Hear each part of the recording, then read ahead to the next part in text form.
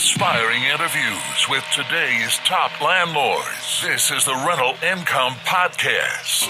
And now, Dan Lane. If you want to check out the really simple 5-step process that I use to buy rental properties, I wrote an ebook that shows you everything. You can download it right now.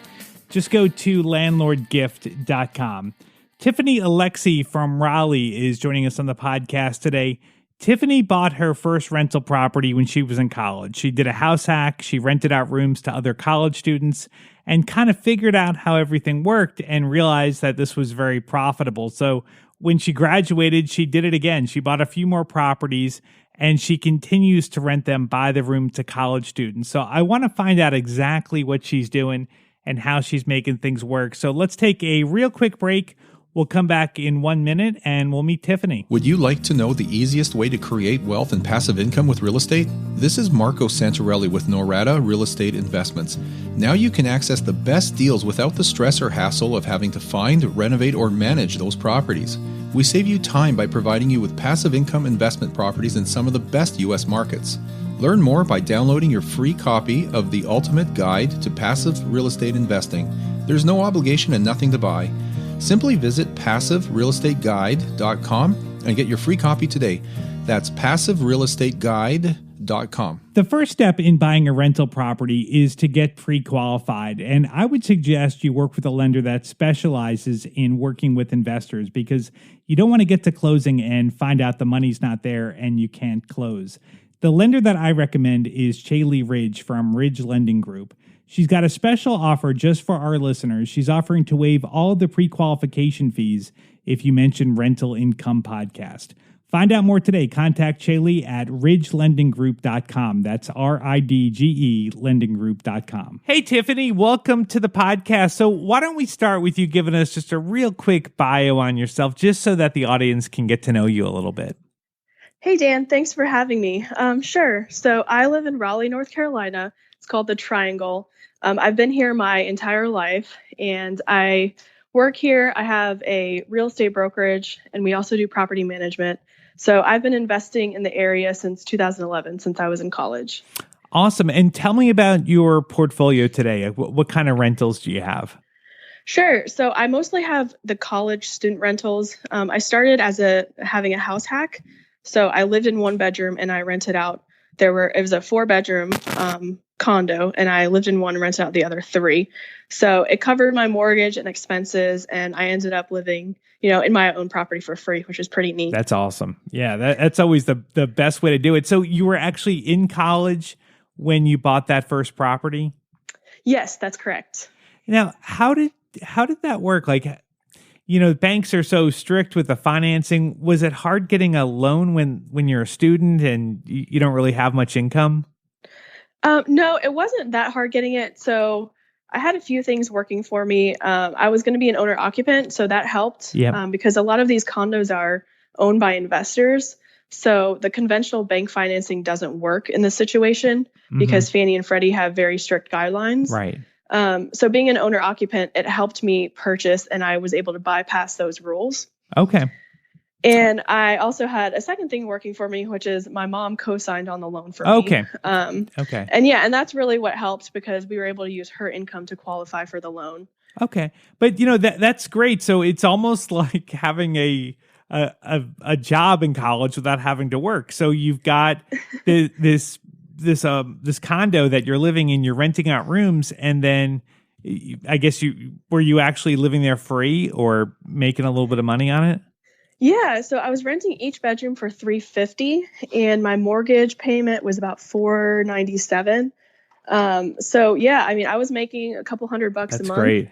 And living there for free. So it definitely was kind of like another side gig. Yeah. So all right. So now your rentals today are mainly college rentals.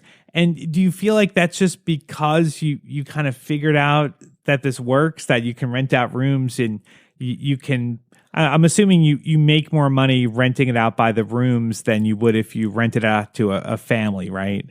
Yes, that's totally right. So my first one, I held that rental for a couple of years, and I was trying to decide if I wanted to go, full-fledged into real estate investing or if I just wanted to hold on to that one. And so I decided, I found out something that worked. So I just repeated the Yeah. process and ended up getting a couple college rentals, and I do rent them by the room. They are each on their own lease, and utilities are included in their price. So it's really just a one all-in price. And I found that really helps, not just making more money, but also reducing vacancy. Right. Because, there's sometimes they have a little bit of fear moving into an apartment with 3 other existing tenants that they don't know. Yeah. So by being on their own lease, it makes them feel a little bit better. They're not responsible for the other tenants if they don't end up paying. Right. Now, do you think that including the utilities, I think some people might be afraid of that they're going to run the AC all the time or they're going to crank up the heat.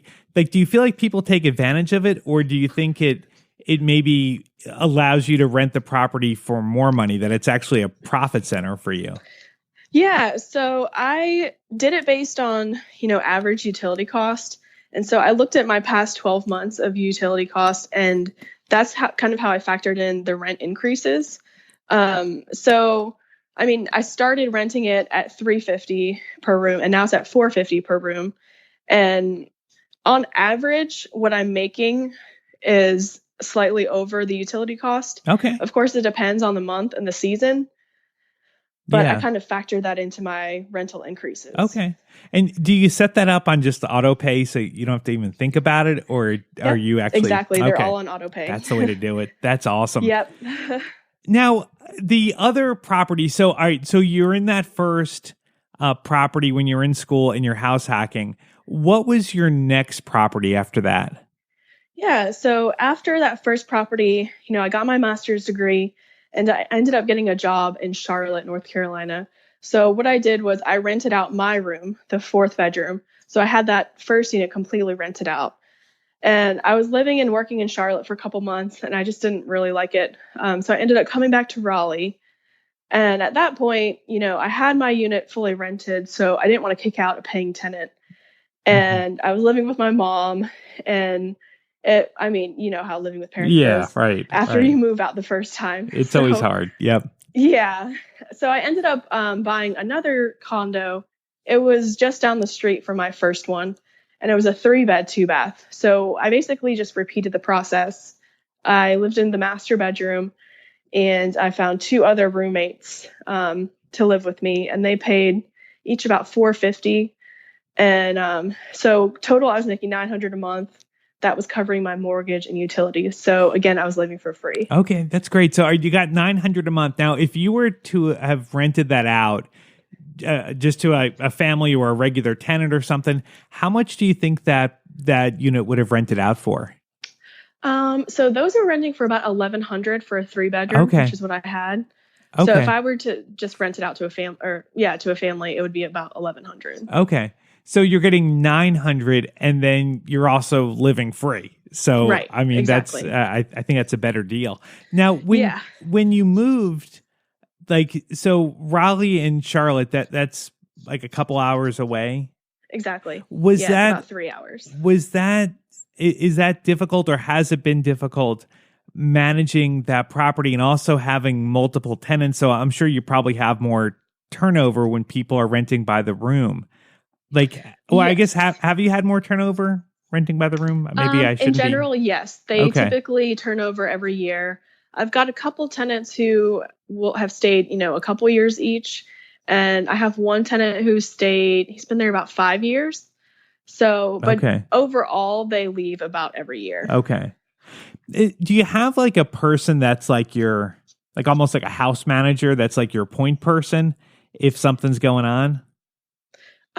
Not really. Okay. I find that they're all pretty communicative. I manage now that I do property management, I use Buildium, so they can all, email, text me through that platform. Now, has it been challenging at all, being 3 hours away from the property? Is that a big deal or not really? Oh, so I'm back in Raleigh. Okay. So I only live about 10 minutes away from the property. Okay. So do you live near all the properties, or do you have any properties that are not in Raleigh? Yeah, so I do have a rental in Ayden, North Carolina. Okay. That's in Greenville, so it's about 2 hours to Ayden. Okay. And it's currently being rehabbed, so we don't have any tenants in it right now. We just have contractors working on it, but it will be a rental when we're finished. Okay. Is that a property you just purchased? Yes, I purchased it this summer. Okay. Now, how did that come about? Like, why did you branch out to a different area? Yeah, it just happened by accident, I guess. I was looking on Craigslist actually, and I found these 4 townhomes for sale in Greenville, North Carolina. And I ran the numbers and I looked at, what I was renting for versus the purchase price. So they were asking $130,000 for 4 townhomes together. Wow. And they each were renting for $550,000. Okay. So that was, $2,200 in rent and purchase for $130,000. Right. And so it kind of seemed like slam dunk. Yeah. So right. I ended up, right. We drove to Greenville. It's only about an hour and a half away. Okay. And I didn't end up, so that transaction didn't go through because the seller had a judgment against him for $30,000 that he couldn't clear. Okay. So, but the wholesaler that had brought that deal to me, who had posted it on Craigslist, he had a bunch of other deals. And so when he got this Ayden, it's a duplex. He sent it to me and I put it under contract that day. Going to a new area, you might not know the neighborhood as well. Like, did you do any research to kind of learn the area, or are you kind of familiar with it because you're not really that far away? Yeah. So we had, driven to Greenville a couple times and just driven around, gotten to know the neighborhood. We networked, with a couple investors. Right. So I felt pretty comfortable with that market. And it's actually kind of similar to Raleigh with the ECU college market. So it wasn't that different. And this property is in downtown Ayden. So it's a block down the road from the downtown strip. Okay. Now, overall, how has it been with college rentals? 'Cause I think a lot of people might be scared of college rentals, that, college kids a lot of times don't have the best reputation, or, people think of themselves when they were in college. I don't know if I was always the best tenant. So, how has that been dealing with college students? It's actually been pretty good. The key is tenant selection. So, doing background screening, credit check, eviction check.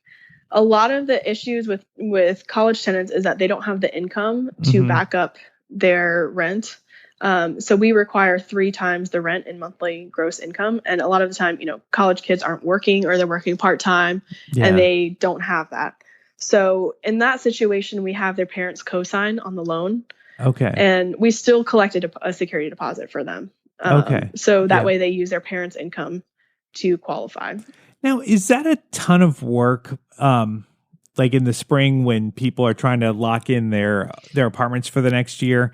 Like, do you feel like you're constantly showing the properties?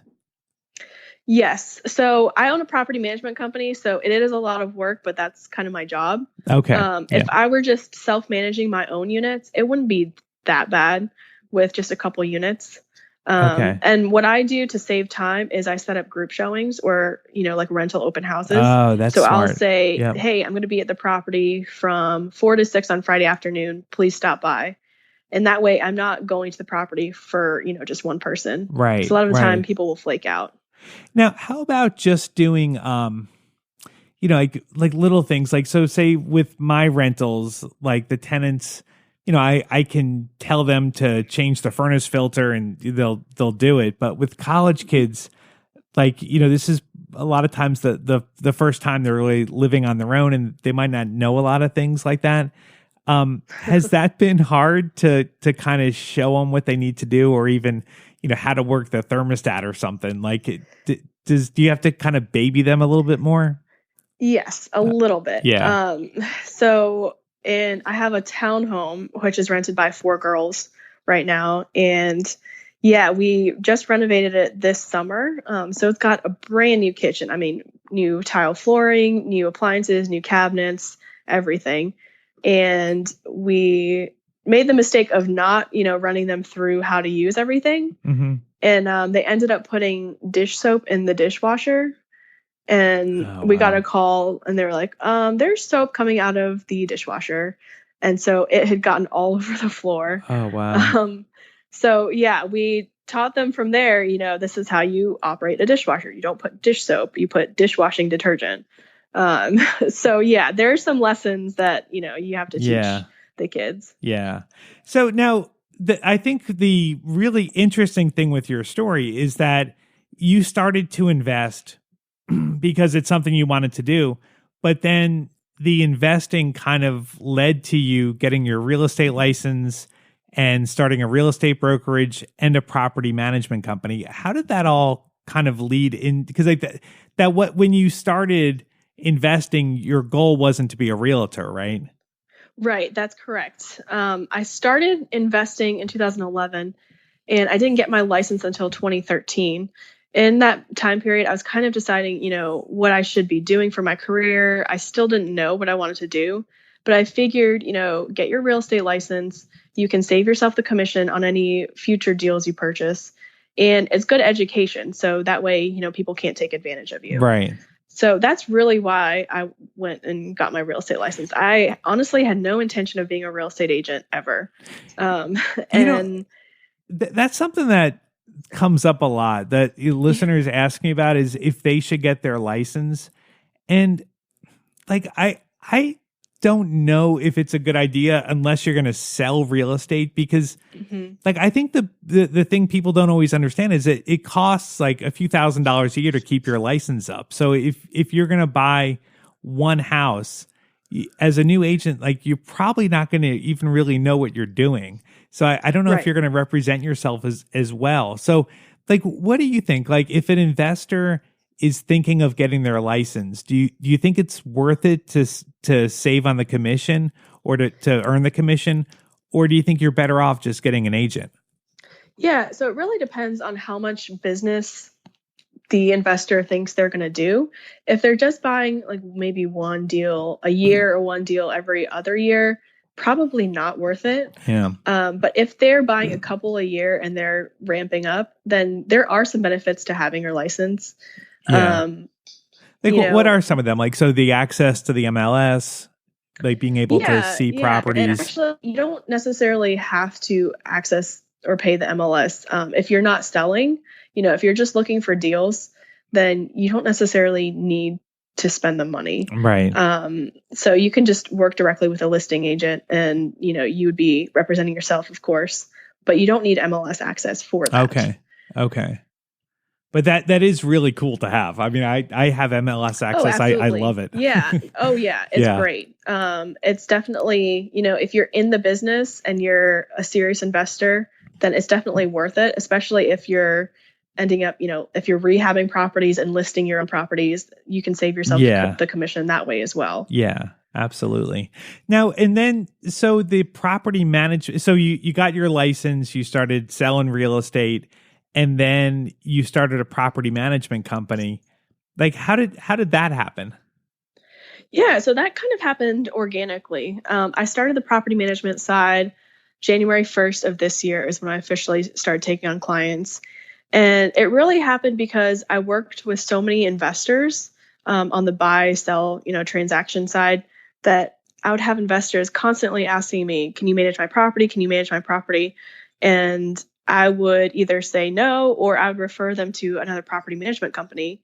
And it kind of came to a point where I was like, wait a minute, why am I referring them to another property management company and letting another company take their money? Right. I can easily do that. So that's when I kind of decided, I'm going to have a concierge, more of a full service brokerage where I can help investors buy, I can manage the property for them. And then when it comes time for them to sell, I can help them sell it as well. Right. Yeah. And, that's really, I think, so awesome with your story. If you think about it, that you started with a house hack because you were looking for a cheap place to live. And that turned into this great portfolio you've built over the last couple of years. And then it led into your career as an agent and a property manager. And I think that's great. Like, it wasn't planned. It just kind of happened. And Yeah, definitely. Thank you. Yeah. And I definitely was not planning for it to happen this way. If anything, I was not wanting to be an agent because I grew up in real estate. My mom is a realtor as well. So I wanted to stay very far away Yeah, from right. that side. And I kind of ended up right where I began. Yeah. Do your parents invest too?